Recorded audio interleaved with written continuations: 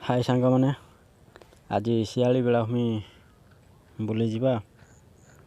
शियाली बीच सी बीच आम बाहरी जाइचु। टाइम पाखापाखि 4:40 हम। कलाविदी शियाली रोड रे आम जाऊँ। ए रास्ताटे भी बहुत भल अच्छी। ये एरिया रे प्रचुर मात्रा माछ चाष कराए। माछ घेरी बहुत अच्छा। धान चाष बहुत कम हुए। नुणी एरिया से धान चाष हुए। माछ चाष ए चिंगुड़ी बेनामी चिंगुड़ी भी बहुत मात्रा चाष हुए। शियाली बेलाभूमि 2 वर्ष तले आसलु। 2 वर्ष है शियाली बेलाभूमि आसनु। देखा जगटा केते परिवर्तन है। शियाली घर पाखे हेले भी तो समय मिले। झाऊ जंगल आगु बहुत घन था। एवं झाऊ जंगल नहीं काटी नहीं गले। शियाली बीच पाखापाखि आसी पहुँची गले। आउ 2 मिनट एठी प्रति वर्ष जानुआरी 14 तारिख में मकर संक्रांति दिन गंगा पूजा हुए। बहुत बड़ मकड़ी आसी पहुँची गलु। शियाली बेलाभूमि पिला माने क्रिकेट खेलुछंती। आगे गेस्ट हाउस टे नुआ है। बहुत गुड़े दुकान पत्र भी अच्छी। होटेल भी गोटे अच्छी। आगे शियाली टावर देखा जाउची। बहुत नीट एंड क्लीन अच्छी जगह। गाड़ी पार्किंग करी आसीगलु समुद्र कूल को। पथर बंध पड़ी छोट छोट तथापि लहड़ी अधे धोई नहीं गला पथर को। ये जो गछ सब कटा पोता है बाली अखा दिहला समुद्र पानी रो बचापी ये टावर टी। एबे तो से बाली अखा भी धोई पड़े। खाली से खुंट पूरा बचे। समुद्र कूल 2-4 जन अच्छा।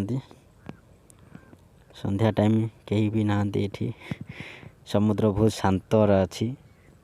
लहड़ा भी बहुत स्लो आसी।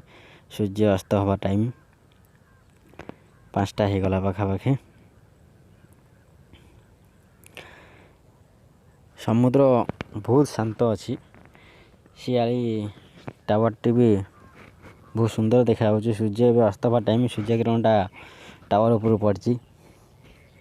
संध्या बेले बुलिया आसिले बहुत अलग प्रकार मजा। पवन भी समुद्र सुलसुल पवन बहुची। आम ये समुद्र कूले 2 किलोमीटर राइड करूँ।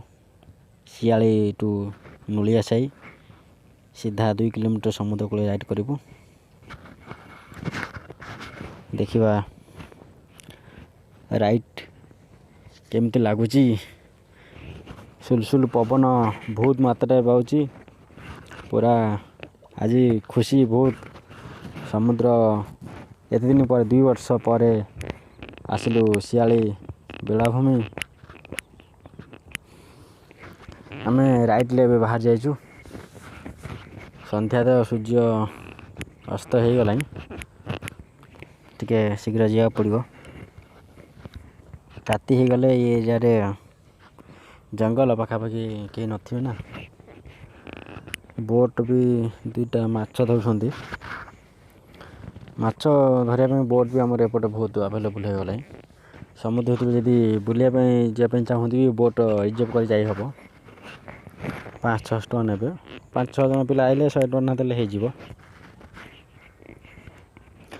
समुद्र कईच गुड़ा भी बहुत मात्रा रे मरिकी पड़ती। एबे शीत टाइम तो अंडा देवाई कईच मान उठते। पाखापाखि राति 1 ରୁ 2टा भितर अंडा देवाई कईच मैंने उपरक आसवे। से टाइम बोधे जापारती। बहुत गुड़े कईच मरी पड़ती। ଆଗରେ ଅନ୍ଧାର ହେଇଗଲାଣି ପାଖାପାଖି, ସୂର୍ଯ୍ୟ ଅସ୍ତ ହେଇଯାଉଛି, ସୂର୍ଯ୍ୟ କିରଣ ବି ଭଲ ପଡ଼ୁଛି। ଆଗରେ ଆଉ ଗୋଟେ କଇଁଚ ପଡ଼ିଛି, ପାଖାପାଖି 4ଟି କଇଁଚ ହେଇଗଲାଣି ଏଠି। ଆହୁରି ଆଗରେ ଆହୁରି ବି କଇଁଚ ପଡ଼ିଥିବ। ଆଉ ଗୋଟେ ଏଠି ରେଷ୍ଟୁରାଣ୍ଟ ଅଛି ପାଖରେ, ହୋଟେଲ ବି ଅଛି। ଲୋକମାନେ ଯେଉଁମାନେ ସବୁ ଗେଷ୍ଟମାନେ ଦୂରରୁ ଆସନ୍ତି ଏ ହୋଟେଲରେ ରହିବା ସୁବିଧା ଅଛି। ସେଠି ସମୁଦ୍ର କୂଳରେ ଦୋଳି ବି ଲାଗିଛି, ଦୋଳିରେ ବସିବ ମଜା ନେବ। ସମୁଦ୍ର ପବନ ବହୁତ ଜୋରରେ ହେଉଛି।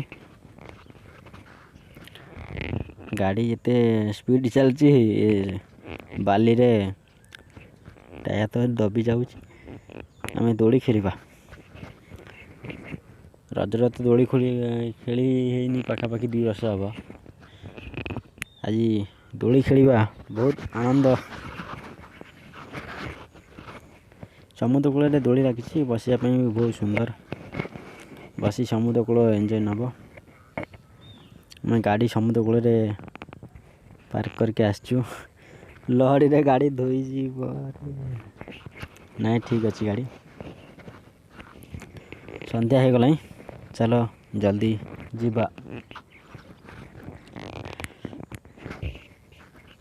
ଆଗରୁ ଯେଉଁ ବାଟପଟେ ଆସିଥିଲୁ ଭଲ ଥିଲା, ଏବେ ଇଏ ରାସ୍ତାରେ ଗାଡ଼ି ବେଶୀ କେହି ନେଉନାହାନ୍ତି, ବାଲି ଦବୁଛି ବି ବହୁତ।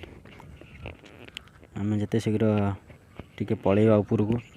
ଇଏରେ ଗୋଟେ ପଥର ବନ୍ଧ ବି ହେଇଥିଲା, ପାଖାପାଖି 25 ଫୁଟ ଉଞ୍ଚାରେ, ସମୁଦ୍ରଠୁ 25 ଫୁଟ ଉଞ୍ଚାରେ ଗୋଟେ ପଥର ବନ୍ଧ ବି ହେଇଥିଲା। ଆଜିକି 5 ବର୍ଷ କି 8 ବର୍ଷ ତଳେ ହେଇଥିଲା। ଅଧାରେ ସେଇଟା ଅଛି। ଆମେ ସେ ପଥର ବନ୍ଧ ପଟେ, ପଥର ବନ୍ଧ ଉପରୁ ଆମେ ପଳେଇ ଯାଇଛୁ। ଏବେ ଏଠାରେ ବହୁତ ମାଛ ଚାଷ ଘିରି ଅଛି। ଇଏ ପଥର ବନ୍ଧଟା ପାଖାପାଖି 25 ଫୁଟ ଉଞ୍ଚା ହେବ। ସମୁଦ୍ରଠୁ ପାଣି ନ ଆସିବା ପାଇଁ ହେଇଥିଲା। ଏବେ ଅଧାରେ ବନ୍ଦ ହେଇ ପଡ଼ିଛି, ପାଖାପାଖି 8 ବର୍ଷ ହେଇଗଲାଣି, ଆଉ ଷ୍ଟାର୍ଟ ହେଇନି। ଏ ଆଗରେ ମୁହାଣଟେ ଅଛି। ସମୁଦ୍ର ଗୋଟେ ଭାଗ ନଈକି ସଂଯୋଗ କରିଛି। ତାର ଆରପଟେ ଜଙ୍ଗଲଟେ ଅଛି, ଯେଉଁଠି ସବୁ ବନ୍ୟଜନ୍ତୁମାନେ ହରିଣ ଇତ୍ୟାଦି ସବୁ ରହନ୍ତି। ଏପଟକୁ ବି ଥରେ ପଳେଇ ଆସନ୍ତି ହରିଣ। ଏବେ ଥରେ 2ଟା ହରିଣ ପଳେଇ ଆସିଥିଲେ। ସନ୍ଧ୍ୟା ହେଇଗଲାଣି, ତ ବ୍ଲଗ୍ ଏଇଠି ଶେଷ।